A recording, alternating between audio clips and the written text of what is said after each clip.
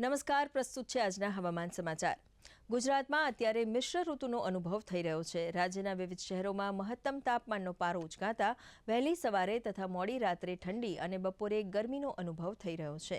સુરત અને રાજકોટમાં સૌથી વધુ 37 ડિગ્રી તાપમાન નોંધાયું છે। અમદાવાદમાં મહત્તમ તાપમાન 35 ડિગ્રી નોંધાયું છે, તો ડીસામાં 35.7 અને ગાંધીનગરમાં પણ 34.2 ડિગ્રી તાપમાન નોંધાયું છે।